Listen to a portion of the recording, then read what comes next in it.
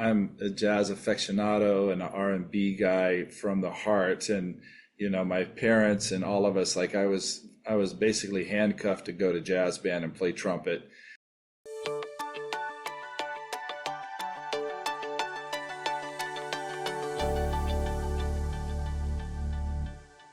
Hello and welcome everybody to another Pilates Hour. I'm excited to be here with a colleague in the physical therapy profession, and we were just chatting, and we have been on very similar trajectories over the last 25, 30 years, and it's good to have Dr. Ginger Garner with us today.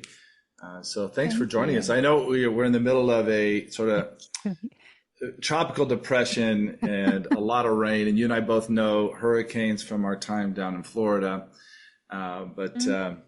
well, we're getting soaked. So I happen to be in California today. Ginger is in North Carolina, and thank you for making the effort. You said your energy was down, the electricity was out at the office, but you still have it at home. It is. I saw patients this morning in the dark. One of them is used to working in up in Alaska, and so she had her lantern and all her gear on because it's very dark inside my office. So we had a good time with it. We worked in the dark. Obviously, I couldn't do imaging today, but we did everything else.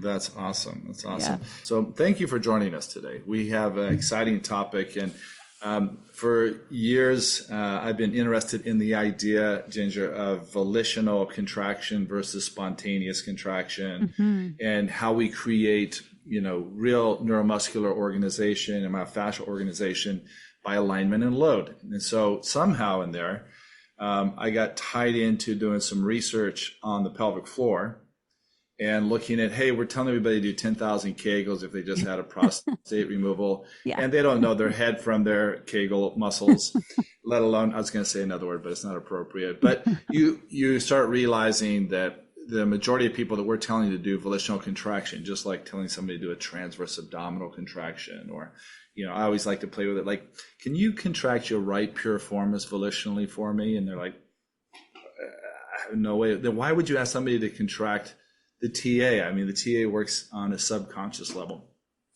So that's what got me into looking at pelvic floor, as we started looking at real-time ultrasound imaging of volitional contractions. And we found out that it was just like, 45%.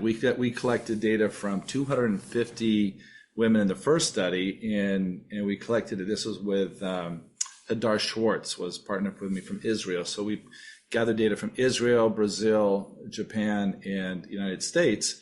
Didn't matter where we went, didn't matter the stage of the women, like if they had had pregnancy, if they had vaginal birth or C-section, 45% did not have an accurate volitional contraction. And so that started me thinking, like, well, what are we really talking about? So I know you have been, Ginger's been working with Pelvic Health forever. You've gone through a lot of the most prestigious training we have in our profession. And I was going to say, one of my colleagues that worked for many years is Pam Downey, who also is a big leader in pelvic floor and women's health area. I would love to hear a little bit about what you're excited about now and sort of where your journey is taking you, Ginger, in this area. You're doing some really cool stuff. Thanks. Thank you, Brent. First, thanks for having me. I'm excited to talk about this topic, and I'm even more excited to talk about it spontaneously versus the usual format of death by PowerPoint. So I agree 100%. I think it's more real. It's actually more challenging to do it this way too, instead of just doing something scripted that you've planned 2 months ago. I got into this. I think a lot of people can start their stories by saying, well, it was kind of by accident, but it was a little bit of both. It was intentional and it was a little bit accidental. The first bit happened when I ended up speaking at, it was a yoga as medicine conference in Copper Mountain in Colorado a long time ago, 15 years ago or so. And somehow the organizers of the Yoga Medicine Festival workshop found out that and let the people know at the jazz festival, the Copper Mountain Jazz Festival, that I was going to be there speaking on the pelvic floor and orthopedics. And they were like, oh, you're a jazz singer. Well, why don't you come and sing at the Copper Mountain Jazz Festival too? And I was like, oh, okay, well, I'm not going to say no to that, right? So I found myself speaking on one of my favorite things, yoga. And I think, and I'd already done Pilates training at that time. So I was just kind of wrapping all that up into how we can use yoga in physical therapy. And And then you had trained with Christy, right? With PPI? Was it with Christy? a, Was a that back long in the time day? ago. It Yeah. was like early 2000, like Yeah. That was about really early. 55 years ago. So I had done that training and then found that my lecture with pelvic floor and yoga was back to back with, I had to show up and improvise with a band I had never met, with this like child prodigy 10-year-old, 12-year-old drummer who was mind blowing, like blow your hair off. I Amazing. did. I saw him. You were there. Anyway, so what I learned through that was, wow. Okay. One thing is you don't go from speaking and doing several lectures back to back and then expect your vocal modulation to be worth anything. You need all these other factors going into it. And I just felt so much of my pelvic floor being used that day. Well, a few years earlier, about 10 years earlier, I had started to make that connection when I was pregnant, because singing under the natural kind of inflammatory situation of being pregnant puts your vocal folds via all kinds of endocrine factors, blood volume, et cetera, under a unique strain. And I felt that all the jazz gigs that I was doing weren't really sustainable for me, particularly while I was pregnant. So I started to put the voice and pelvic floor together by looking a little closer at anatomy and neuroanatomy.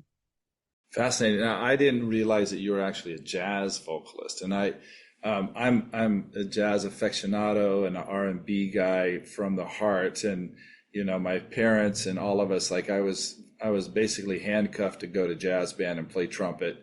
So I played trumpet. My brothers are all musicians, and but jazz is my thing. Jazz and R&B.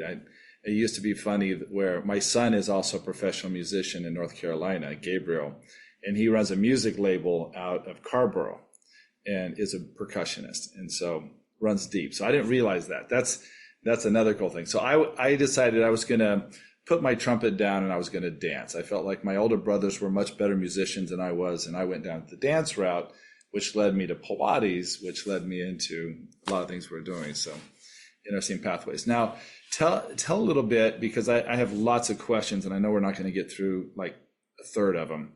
But I want to know a little bit more, because the main topic today is the idea of voice and pelvic floor. And I don't think we make that connection. I think anatomically we realize that we have different diaphragm levels. We have the diaphragm of the pelvic floor, the diaphragm of the thorax. We have the diaphragm in voice. But I think we can make a much better connection of that.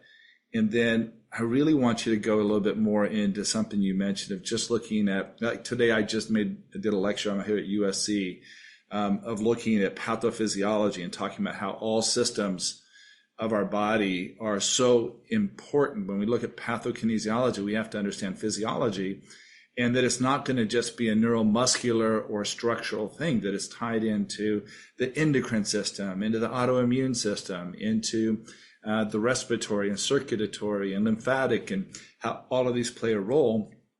And both of us are very interested in qualitative performance. So I'd love to hear you take it a little bit deeper on this relationship that you discovered. And I haven't heard anybody else really talk about it. I've been to a couple performing arts conferences where voice is discussed and the ENTs and stuff are talking about it, but we're not really driving it from a place that we would look at it as movement experts and performance experts. So take it away. Like, I want to hear. Yeah. All right. So when I first started to make those associations and realized that, to me, how personally important it was, I started to dive a little deeper in how to take care of my own voice and pelvic floor. Because during that time, I didn't just have one kid, I had two, and then I had another one. And that's like cumulative trauma in itself, because I was also still working full time and then like raising them and trying to put everything back together. So it was imperative that, at that time I was also managing an outpatient clinic. I was talking all day, every day. And as a singer, I knew because I was doing these gigs all over the place that talking is the worst thing you can do for your voice. It's more percussive to draw from what we were talking about, and mad respect for percussionists. They hold it all together. I taught yesterday at USC for just about 7 hours Ooh. straight. And in the auditorium, I had 100 students and then two groups of 50 in labs. And, by 7 o'clock last night, and I experienced this. I even mentioned to Elizabeth that works with me in Polestar, like, I want to go back and take voice lessons because it really kicks your butt of speaking all day long, especially when you're teaching movement classes and you're working on, dynamics, and you're raising your voice or you're bringing it down or you're slowing it up, and things that we teach all of our, Pilates teachers and yoga teachers is how to make the class dynamic. And I was exhausted in my voice. Like, I was done yesterday at 7 o'clock. Absolutely. That's exactly what I'm talking about. And for me, I could go in and then do a jazz gig that night, but I knew it wasn't okay. Like, the audience could care less and wouldn't know the difference but I knew I was leaning into vocal fry. Like, think Etta James when she's singing gravelly, or when Ella Fitzgerald be very gravelly with her kind of voice, right? And you dig into it and it sounds cool. It's sexy. Yeah, exactly. It's sexy, but sounds cool, but it's really hard on your voice, especially if you don't know how to do it in a sustainable way. And at that point, this is like 20 plus years ago, I really didn't appreciate it, because how much do we learn about the voice as PTs or fitness professionals? Like, zero, right? Yeah. We just kind of skipped over that entire thing because it was like, oh, the SLPs will take care of that, right? And we don't have to learn it. But I also realized something else, that if I was treating my voice the same way that I was treating, my pelvic floor, which is making high demands off of it, doing yoga and Pilates and everything, that they were both suffering in the same way. So here's a case that I had. This was a few years ago, 3 years ago or so to be exact. And this case is actually a Pilates teacher. I was just thinking about that. It popped up into the back of my head as a case in point. She came in with...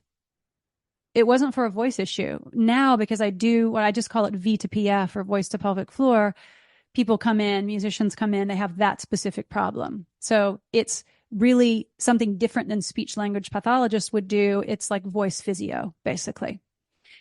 So back then, though, 3 or 4 years ago, I had someone come in. She's a Pilates teacher. She owns multiple studios and was talking all day long. So very interesting points about this individual case is that she didn't come in with a voice problem. She came in with pelvic organ prolapse. She came in postpartum after a third. She came in with hip pain. Specifically, it was high hamstring pain. Someone told her it could be pudendal neuralgia. Turned out that was not what it was at all. But I was tasked with, as we are, doing the differential diagnosis points, working through this, her being high level trained. She has a master's degree in exercise phys. She knows what she's doing, right? But she still was plagued with pelvic pain, urinary incontinence, urge, and stress, the prolapse issue, the hip pain, the back pain. And this is a high level fitness professional, right?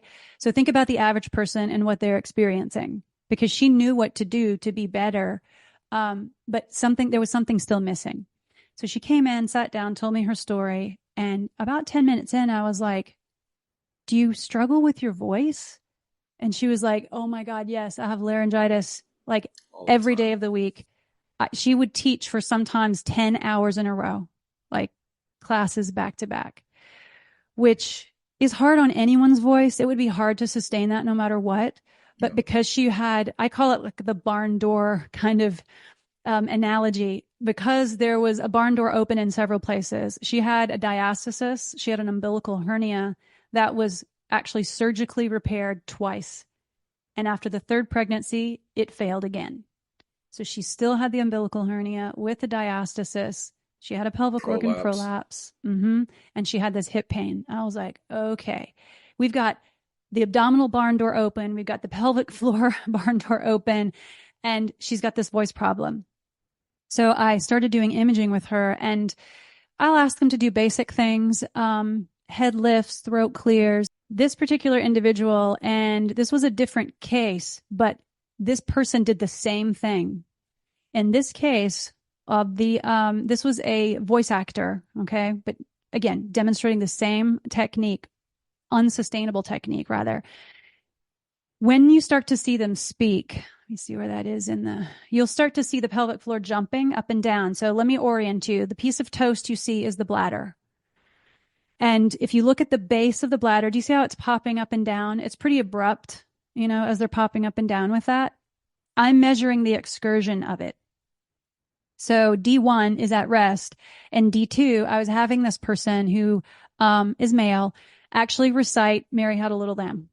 I was like, pick something don't recite Shakespeare. Let's not make this hard, So he was speaking to that. And the reason I call it psoas speak is we're watching the base of the bladder here as a surrogate for the pelvic floor. And so with every single word, every time he said a word, his pelvic floor, his bladder base was actually descending, and not a little bit either, 13 millimeters, which is what you would expect during a regular, just quiet, intentional inhale, a 13 millimeter bladder base descent, which would not be bad, right? 13 millimeter bladder base descent, not a big deal. You breathe and your pelvic floor stretches that much. However, he was barely speaking. He was saying, Mary had a little lamb whose fleece was white as snow. That's not a normal, phonation projection, right? Interesting. If he tried to speak louder than that, he would actually spontaneously leak. So when I measured what was going on, he would get as much as a 40 or 50 millimeter bladder-based descent just by using his voice. And on further investigation, in looking at his breathing patterns, which would seem like, oh, he can abdominally breathe. Look, that looks great. And it looks great until you measure it. He was actually hyperinflating and hyperventilating, essentially, and pressing his bladder base down so low, he was actually creating spontaneous incontinence just sitting in the office. And unfortunately, that's because the voice teacher he had, which was decades ago, that was how they were taught to breathe. Yeah, and I've seen that before. There was a quick question on just sort of giving the quick definition of pudendal neuralgia. Yeah, absolutely. Just to keep everybody posted. In the know, yeah. Pudendal neuralgia and pain from the pudendal nerve is going to feel like saddle seat pain. And most of you probably recognize that any nerve pain would carry symptoms of like burning, stinging, numbness, hot, cold, changes in sensation. If anyone has any of those saddle seat type symptoms, then it could be a pudendal nerve problem, not necessarily neuralgia, but it could lead to a significant, impairment for individuals. It's not something that they can just ignore. So sometimes that's easily misdiagnosed. And in this case, it was. So what's interesting to me was did he have any like history of prostate surgery or hypertrophy or nothing like that? Just dealing with incontinence, and you could see it when he raised his voice. Yeah, and the thing is, if you could have heard his voice, it was the softest version of his voice possible because we basically had to switch off his voice and subphonate. So he wasn't even really able to talk as much as I would just have him subphonate, and we can talk about what that looks like when you have to back up so far with someone that they're not even really able to. He couldn't stand on a stage and project to the back row. There's no way. That ended a long time ago for him, which was devastating. So was he completely dependent on then the sound system and the microphone to be able to sing because he couldn't? Right, to be able to even use a speaking voice for projection. And there were other situations too, because he would end up doing JIC, like what we call just in casing. I'm about to leave the house just in case. I'm going to go to the bathroom, right? I'm going to be on stage just in case. So they will self-limit and dehydrate and then repeatedly go to the bathroom until you have an overactive bladder situation, an urgency frequency problem. I'm not going to air my dirty laundry on the air, but I think I'm going to give you a call, Ginger, since we're neighbors. Absolutely. We're right down the street from each other. Oh, wow. Yeah. So when you look at actual intervention with something like that, where do you start? What's the, Yeah. where do you focus on that? That's such an interesting link. And of course, I, I would see it, for example, when we were looking with the ultrasound at just the volitional, um, breathing, or them thinking that they were lifting the pelvic floor and talking. Mm-hmm. Now that you say it, even I'm sitting there thinking of like when they were talking, I'm already prepared and have the ultrasound head, looking at that trans view. Yeah. And I remember seeing it drop down and in those kind of things when they were talking. So that's really interesting to me. Something I'll look at a little bit more with some of my patients. I like Yeah. that. Yeah, absolutely. That brings me back around to that Pilates case again, where we've got a really skilled, very high level Pilates teacher who is great at what she does. That speaks to this psoas speak slide again. That's one of the things I was going to mention, because the first thing that I'll go to answer your question is I will look at some of the surrounding musculature, and that's where we see other things too. So what I noticed with her was not just this, she couldn't even speak without, the bladder base descending with every word. When I actually went to palpate and get it, because she's very trim, right? I mean, very fit, very trim. It was easy to just get into her psoas. You can't do that with everybody, but Right. it was easy to do with her. So I just got down into her psoas and just gently, lightly, I was like, I just do that again for me, if you will. Just speak. And the psoas was actually being recruited also. Really? Yeah. I So was what like, would be do you think that was more of a myofascial compensation for it? Like, how does the psoas, obviously I know the anatomy of it, but, we see this so often, right? In performing arts, especially, like we talk performing arts, we're talking psoas dysfunction and iliacus dysfunction, a lot of obturator dysfunction. And everybody wants to go treat the piriformis, and they're not looking at these other areas, yeah. including the pelvic floor. But I want to understand what you think is going on, that the pelvic floor and psoas with voice, this psoas voice concept. I'm still trying to get my head wrapped around that. So if you think about, and everyone knows, the respiratory diaphragm, T8 to L2, huge dome, really big muscle. Yeah. Attaches to it's got a crural portion, and the costal portion. You've got these, the sections of the crural portion coming down to the spine. It's the coolest muscle. Right. But you also have the, hiatal opening. You have the esophageal, interaction there. You have the psoas running through And the diaphragm, and the quadratus. So if you think about them as like kind of sister or brother muscles, right? So you got the psoas and the quadratus lumborum running with each other. I find that the psoas is rarely a primary driver. So I have to look more deeply at that. And usually when I dig up under the respiratory diaphragm, so what I do then is I go to, if you can imagine the psoas coming down out of the respiratory diaphragm, I go up under the right costal angle, and that's where my transducer is to shoot the diaphragm. Yeah, go ahead and press play there. I'm actually imaging. That's the liver underneath the diaphragm. Yep. There's the hepatic vessels underneath. You're shooting past that to the posterior respiratory diaphragm. If you hear buzzing, it's another national weather emergency. Ignore that. Flooding. Or flooding. Okay, what I want you to watch is the descent of the diaphragm from this point here to here. So that's what I would be measuring. Yeah. I'm just playing around with a regular, very light, for those of you yogis out there, an ujjayi pranayam, an overcoming breath.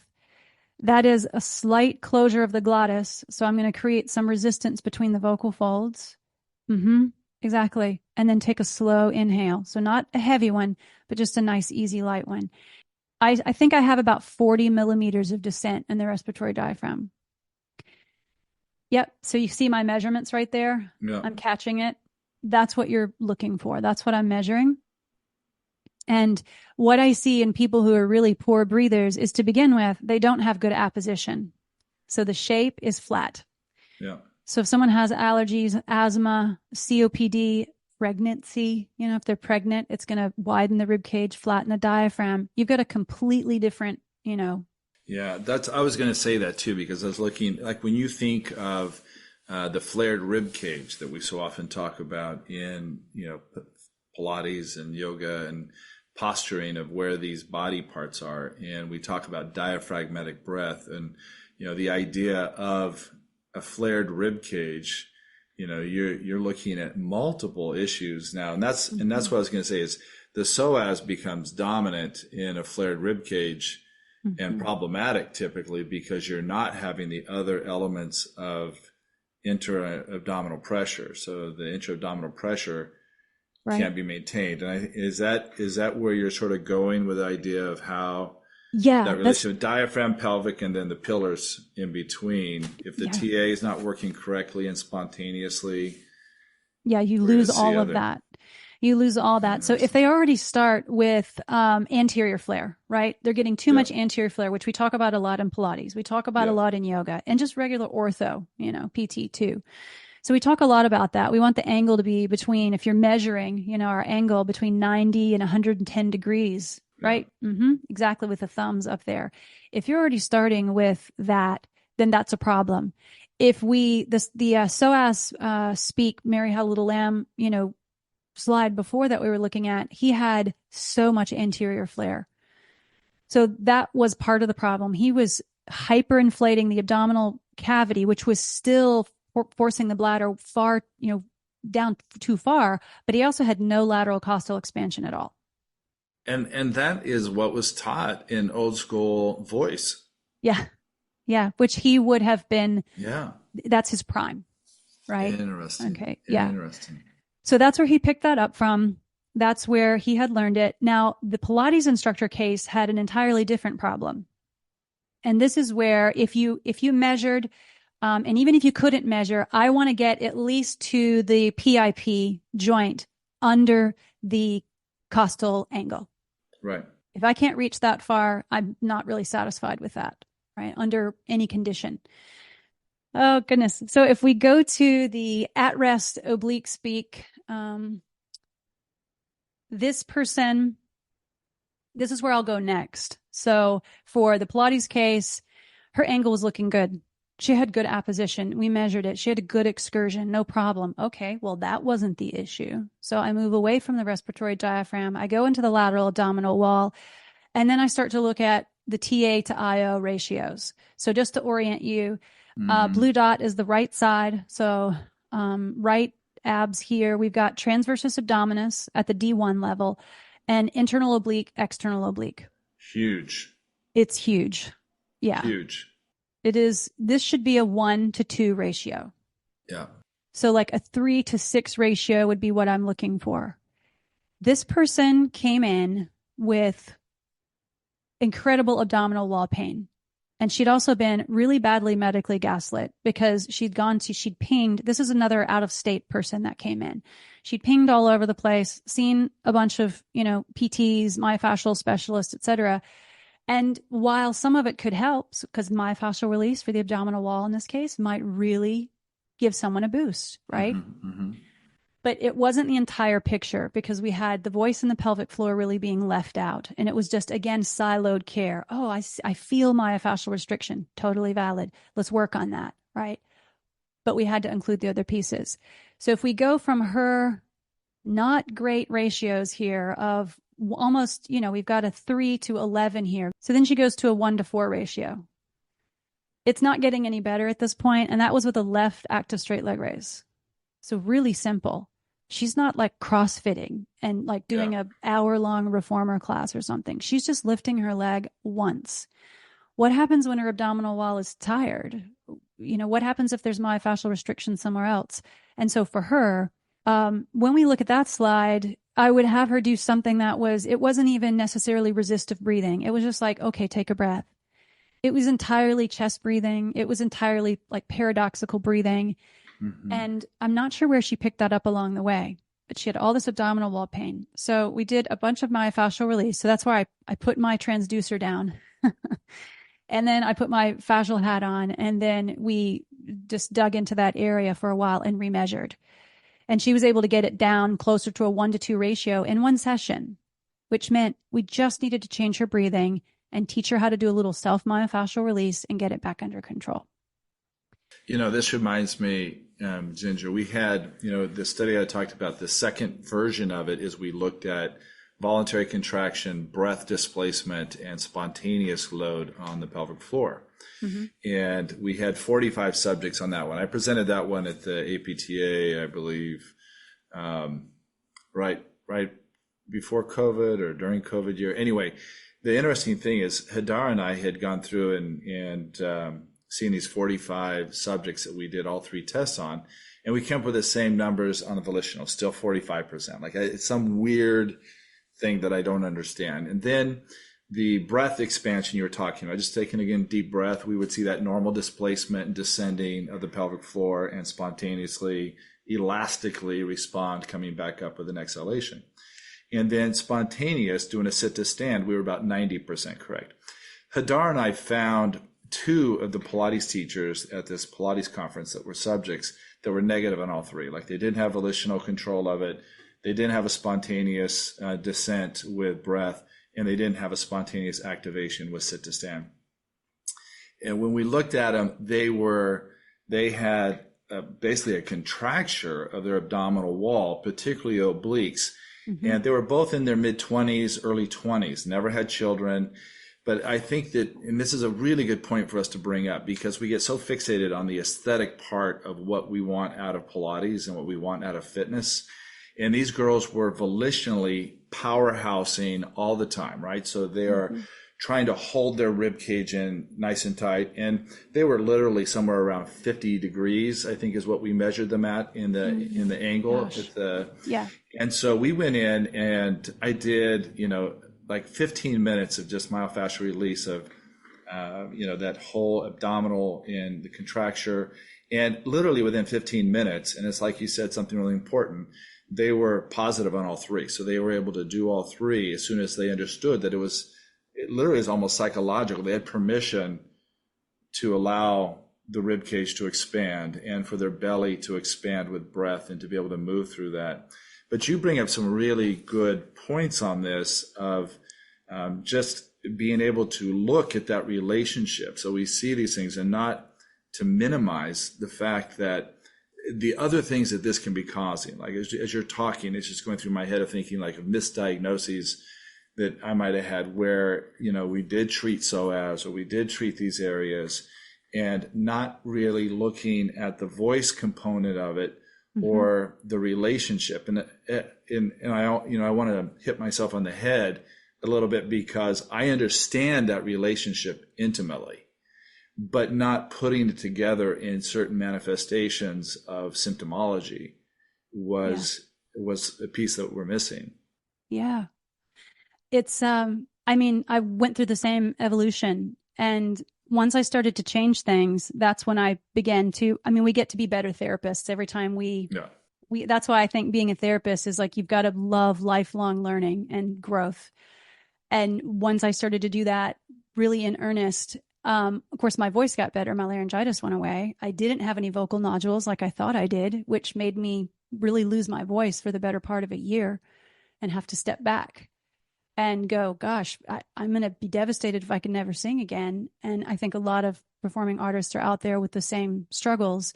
And you don't even have to be a performing artist. You could be an elementary school teacher. Yeah, I was going to say so many voice demands in business and professions. Yeah, absolutely. Ginger, what was let's go back to your case for yourself. Yeah. Like you had 3 kids. You were working full time. You were talking all day as a therapist. You were asked to sing at night, or you would go sing at night. When you sort of put this together, was the strategy at that point in time of like, if I pay attention to because you would have thought already of thinking of voice training because you've been through voice training, so you're already thinking of diaphragm and abdominal and maybe some spine articulation that allowed for that expansion and movement and control of voice. Did you then go after really rehabilitating and re-educating the pelvic floor and abdominal wall to be able to take some of that stress away from voice? Like, what was the Yeah. strategy? Well, in my own case, because speaking to the Pilates case for like a microsecond, it all ended up being voice driven for her. Like I could easily, she had a paradoxical pelvic floor, just like in the case that you did, which I actually included in the slides. You might want to toss that up, the poster that you did with the 75 Pilates My teachers. my poster? Yeah, it's in there. You're sneaky. I know, a little sneaky. Yeah. So I use this example all the time because what they thought they were doing, just like in your poster presentation, your study here, pilot Right. study, it's exactly what was happening to her. Now, in my case, I had gone past that because I already did ortho and pelvic, and I had control of all of that. I didn't have a psoas issue. Didn't have a quadratus issue. The fascia was good. Everybody's happy. Pelvic floor is functioning. No funny stuff, right? No more abdominal wall split, no more DRA, any of that. But it was still the voice. It was still the voice that wasn't quite right. So in that case, we went up the chain instead of down the chain because I had to retrain her internal oblique. That's not a problem. She has excellent body awareness. So it was very fast. Retraining that, little myofascial release, a lot of needle and the scar work, dry needling for scar. And that was around the umbilical hernia repair. It was. Or Yeah. Because she was very displeased with the aesthetics of it. It was very adhered. It was, it was inverted and puckering. We fixed all that. That all went away. And so after that, after fixing that piece, and I could speak to my case as well, because after fixing all of those things, we had to go up. And in going up, she actually had some orofacial scars that had never been touched. And she was also displeased with the way that looked too, because, and when we looked at it, I was like, okay, wow, there's some serious tethering there. So we actually had to needle along the SEM. I've also had other patients who were post-COVID and had been intubated. That scar had never been dealt with either. Yeah. So that was a huge problem, was the scar and the fascial mobility of that area. And of course, again, we're not used to really doing a whole lot of work in this area. It's as vulnerable as working on internal pelvic floor, right? Because you got to work intraoral and extra outside of. So we went in and we did some of that stuff. I have a couple of YouTube videos, orofacial release part 1 and part 2, that kind of outline, the basics of how to go about doing that, all external stuff because it's safe for anybody to do. Right. Then we started to look into the difference between the suprahyoids and the infrahyoids, and her laryngeal area was so tight, the hyoid was so restricted that you should be able to, I'm going to move to the side so you can see for a second. You should be able to do that amount of mobilization, not a lot, just a few centimeters side to side. And if I phonate, if I voice and go, it shouldn't really change anything. But she couldn't voice without actually having a real vocal quality deterioration. I call that the NAP meditation. I get their neutral larynx, good apposition of the diaphragm, and then I add pitching. So the acronym NAP, or the mnemonic, rather NAP. So I do that with them. I did that with her, and turns out she really couldn't make a sound without everything falling apart. And here's the other thing that I found really relevant. I see more voice issues, or have seen more voice issues, which is a biased sample, right? Because people come to me and they're usually going to have a voice issue. Yeah. So there's that. All you got to do is recognize it, that you're good. But of those populations that have come to me, and they've actually been mostly therapists or, really awesome fitness professionals, right? Because they're high level body awareness, really impeccably trained, and they have voice issues. So of that population, and I've seen over 1,000 because I've trained a lot of therapists, women who are shorter in stature tend to have more issues because they are constantly looking up and creating more of a biomechanical problem. Interesting. Yeah. Ginger, on this, just making it clear, as you were working on the voice and so that anterior cervical uh, hyoid area, the result was that what she was experiencing in the pelvis improved. Like Oh, you had yeah. addressed all the other issues. That's what I want to make clear for everybody is Yeah. we're still talking about pelvic problems, but Mhm. we were missing it because everything else looked normal. Like she looked Right. relatively normal in these areas. You know, you did some treatment there, but it still wasn't enough. But you got up into the voice, and with the voice training and working in that area, the symptoms that she was experiencing in the pelvic floor actually improved, and that she Right. was more functional with that. That's impressive. Yeah, because That's that impressive. was the root cause. That was the real root cause. I mean, we could also say postpartum, you got to resolve the issues, but we did. We treated the urgency frequency, the urinary urge incontinence resolved, the diastasis was resolved, the scar problems were resolved, the abdominal wall ratios looked good, the respiratory diaphragm descent looked good, no more pelvic organ prolapse, heaviness symptoms, except for, right, when she would voice. And she remembered back, she also had hip pain. So I had to rule out Yeah. hip labral tear issues, impingement. And I think a lot of these issues can actually be mistaken for that, because I think you could probably find impingement in a high number of people Yeah. that could Yeah. be surgical. But what if we're actually missing some other root causes? And so for her, it wasn't a high hamstring Yeah. problem. It wasn't And tendinosis. that's the dilemma in all of healthcare, isn't it? It's Yeah. like, if I love the studies that show you take 1,000 healthy people that never had back pain and you do an MRI on them, and 80% of them over 60 have major stenosis, severe Mm-hmm. stenosis, and Mm-hmm. never had pain. And so the question is, just because we have these imaging or these diagnoses coming in or the symptoms coming in, it does not automatically correlate them as to what the cause or the root of it is. And we could go on for hours talking about that one. Yeah. Ginger, we got a few minutes left, and there's another topic that I really wanted to hit with you. And I know it's a hot topic for you right now. I see it come up in a lot of your podcasts and your posts, and that is trauma. Yeah.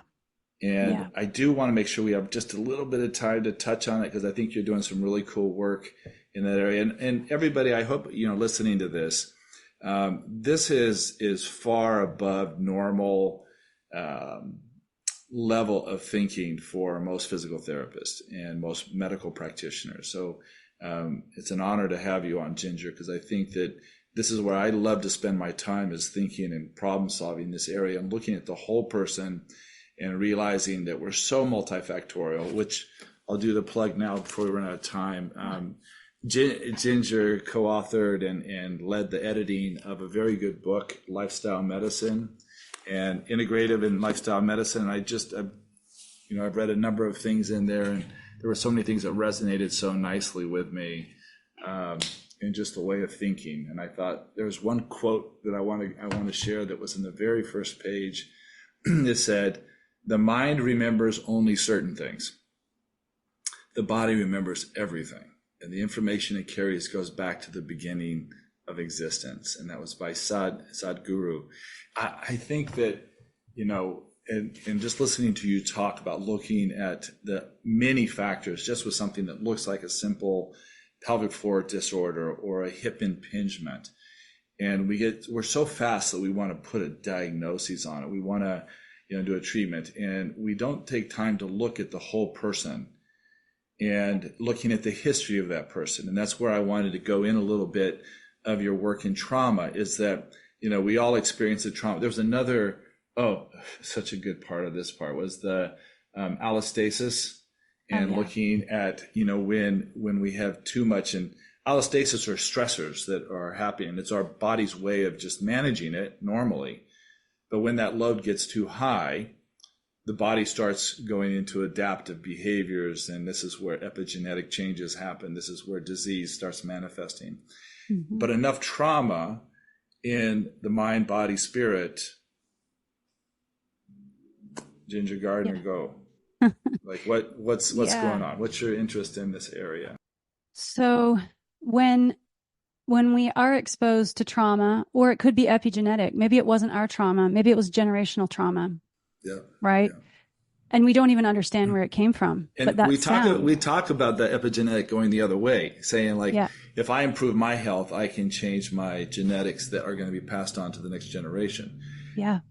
But we have Yeah. to respect what you just said. It goes the other way too. Like if our parents had, and you don't have to go back very far to find trauma in most of our generations, Mm-hmm. 2 or 3 generations back, in all of our families are going to root pretty quickly into some pretty tough times and things that were not discussed, especially in abuse cases that are in all of our families. And how does that affect us epigenetically? Ooh, it affects our voice a lot. When you look at the literature, the number one factor for muscle tension dysphonia in the voice is stress. So when we're introduced to stress in our lifetime or a family member's lifetime, and it manifests somehow, we have an ability to be able to tone or tweak our neuroception. And that's not my term. It's the term of Dr. Stephen Porges, who discovered and created polyvagal theory. And that blew my mind when I first learned about it. Nearly 20 years ago now. And in my first book, I had the absolute pleasure and privilege that Dr. Porges helped me with the polyvagal portion on medical therapeutic yoga. And I learned that we have the sense of neuroception, from Dr. Porges, that we need to be able to detect risk accurately, either internal risk, right, or threat. There's an internal threat, we have anxiety, or we perceive something wrong with the environment around us.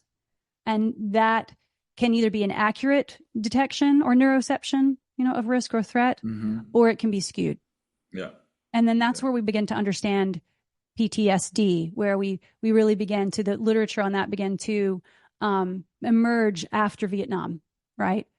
When veterans would come back, and talking about it made it worse. It didn't make it better, because in their brains with functional MRIs, they are reliving this stuff. They are reliving this trauma.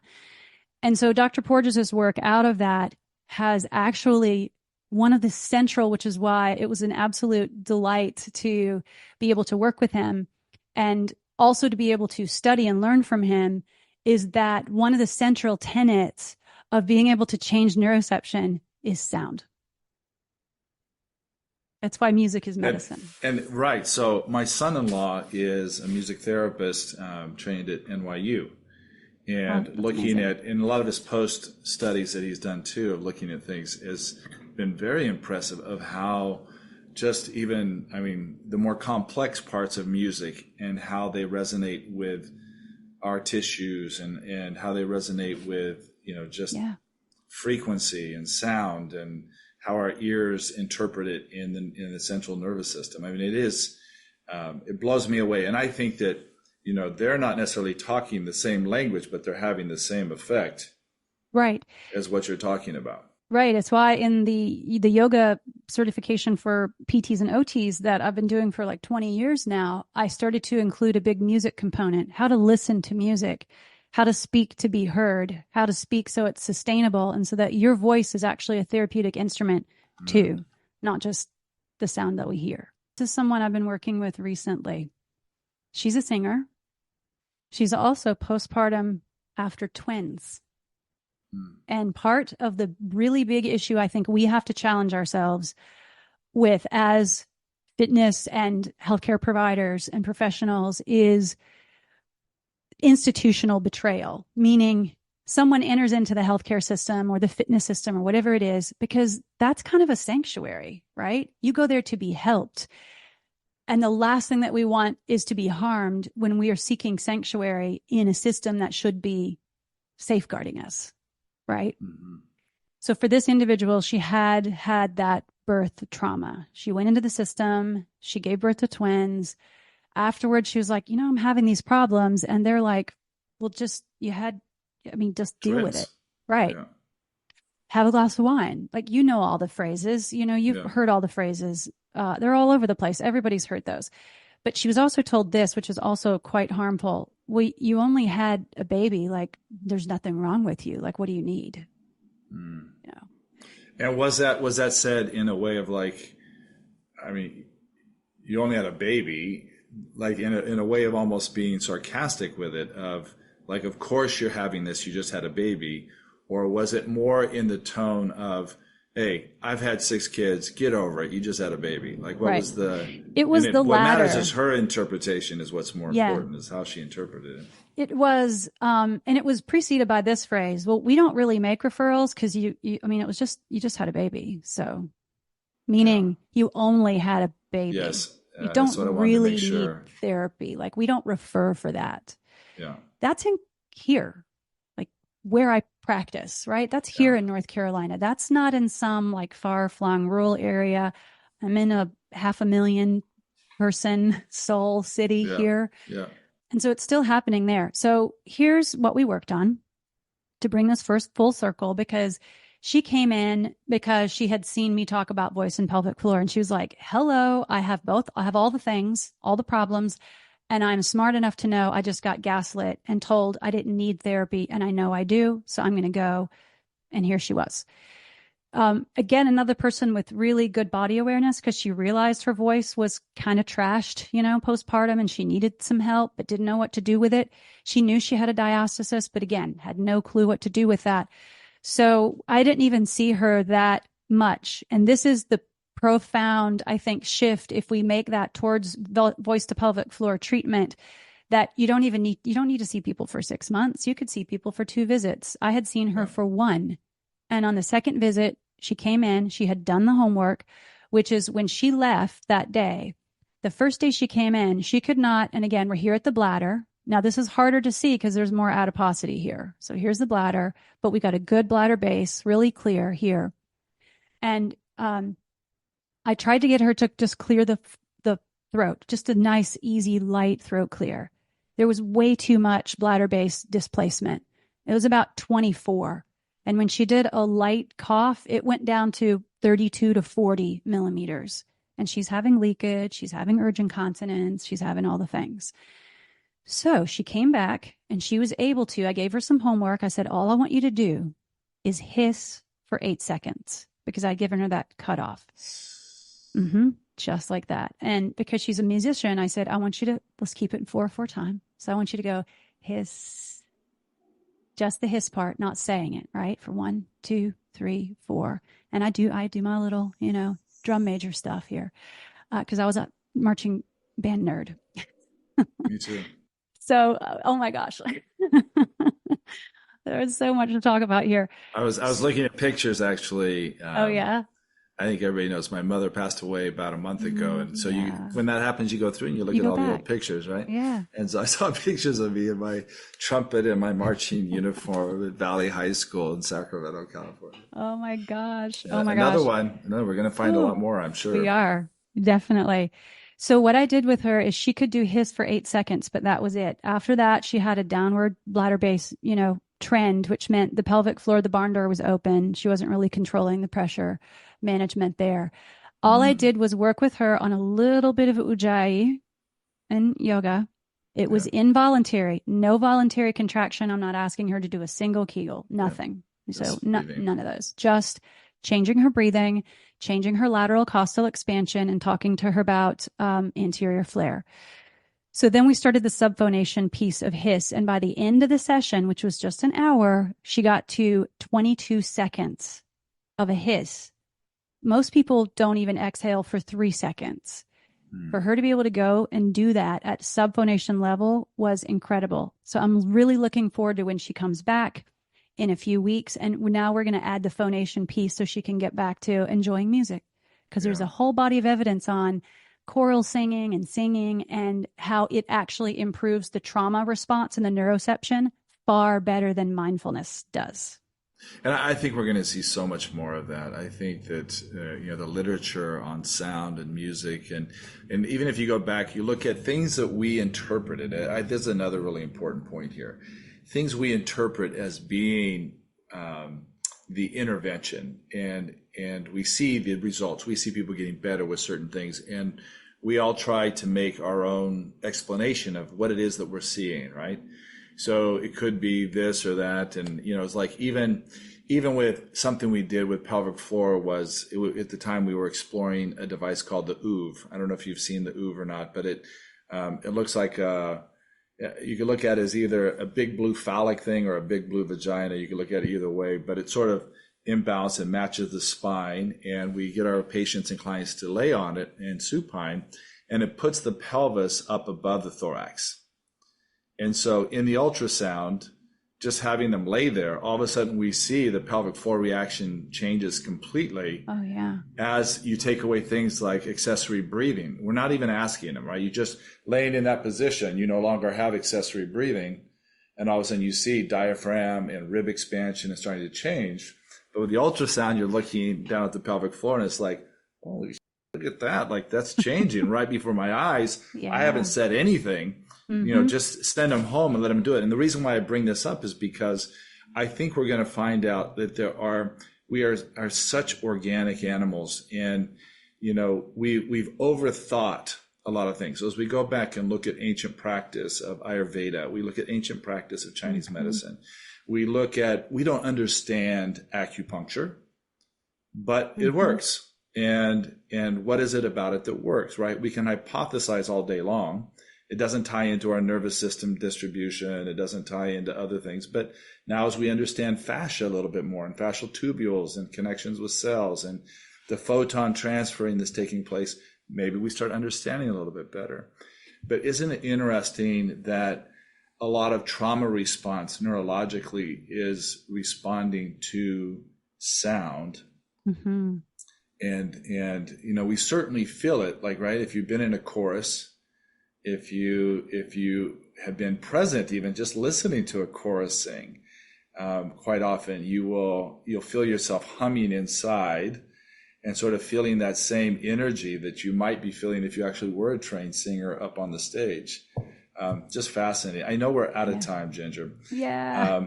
And it's a bummer. And we're gonna come back and do some things. I would love for people listening to the webinar and those that are listening to it at home.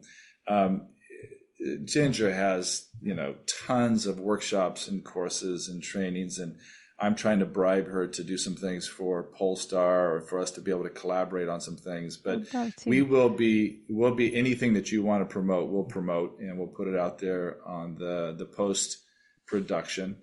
Man, I don't know if I'm allowed to say this, and I'm very happily married, but I just, I am infatuated with you, Ginger. So let it know. It's a professional infatuation. I guess we could say something like that. Yeah. I love having the collaboration in the sense of just the stimulus to be able to go outside of our boxes, which I spend most of my time outside of the box. And this is just one that I haven't explored yet, which I'm very fascinated coming from, a musical background and the movement background and the breathing background with Pilates and yoga, and just fascinating. So synergistic. I can't thank you enough. And I know it was like a tough day to make work because of the storm. And we were riding last night back and forth. It's like, we don't know if we're going to be able to make it. If we lose power, what are we going to do? And so it's thank you so much. Yeah, you're welcome. Thank you so much for having me. This has been a long-time passion for me. And, when I was born into PT and athletic training and Pilates and yoga and personal training and all that, I never would have thought that these two things could come together. But it blew my mind as things began to come together when I was able to add the imaging piece to that, added a whole other aspect of it because it was immediate proof. I wasn't just guessing anymore. And I know how much you can appreciate that too. Yeah. So it was just so much fun. It was a privilege to be able to talk to you about this. I know we've been trying to match up the times and stuff for a while. So I'm excited. This is, well, I was thinking that, because we both have busy schedules, but we have the retreat center right there, that we should just do like a 1 day kind of event for people to come join and just freestyle it. I'd be interested in freestyling. Amazing. Let's just explore and talk about things. Ginger, thank you so much. Appreciate it. I'm so glad we had this chance and got to know you a little bit better, even virtually. Appreciate it. Everybody out there in Pilates Hour Land, just reminding you that August 17th, we're doing a deep dive into the foot and ankle as it can relate to pretty much everything in our body as bipedal animals. And so we'll be doing a deep dive on that. So stay posted. If you're not already signed up for it, consider it. August 17th will be a 3-hour workshop. So I look forward to seeing you there. Everybody, above all things in this crazy world, we want to bring the world physical, emotional, and spiritual alignment. We do that through movement as movement practitioners. And above all things, be kind and have a wonderful weekend. Thank you again, Ginger. Thank you, Brent.